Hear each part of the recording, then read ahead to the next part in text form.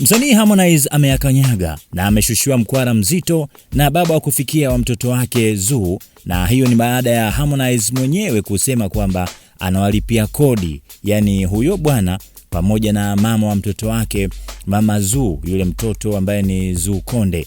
Sasa kupitia ukurasa wa Insta story wa kwake huyu baba wa kufikia aitwaye Captain Tango, yeye amemwandikia Harmonize maneno haya na kusomea. Anasema kuwa very disappointed, yani akimaanisha kuwa amevunjika sana moyo. Halafu akamtag Harmonize, unaendaje kujiongelesha kuwa unamlipia kodi Wizard, yani Wizard yeye, that is very disrespectful nigga, yani kwamba hiyo ni kukosa heshima kabisa nigga. I'm not poor guy, mimi sio maskini. Ask about me, uliza kuhusu mimi. Respectful, put my wife out of your big mouth.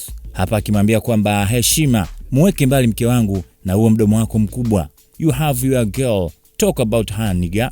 Akimwambia kwamba yeye si ana mtoto wa tena wa kike, basi amzungumzie huyo na sio kumzungumzia mwanamke wake. Sasa hii inakuja baada ya Harmonize kupitia mahojiano ambayo alikuwa akiyafanya na watangazaji wa Crown Media nyumbani kwake, kumzungumzia mtoto wake, kuzungumzia baba wa kufikia pamoja na yule mama wa huyo Zuu, akisema kwamba anawalipia kodi. Alianza kwa kuzungumza tu kwamba katika maisha ni muhimu kumheshimu yule mtu ambaye anaishi na mtoto wako, lakini pia anaishi na mama wa mtoto wako. Sasa ndo akaenda mbele na akazungumzia hilo kwamba anawalipia kodi. Sasa ni jambo ambalo limemkera ama kumkwaza, pengine kumkasirisha kabisa huyu bwana ambaye ni mtu wa mazoezi, akimwambia amweke mwanamke wake mbali kabisa na huo mdomo wake mkubwa. Sasa binafsi una mtazamo gani katika hiki? Tupe komenti yako hapo chini.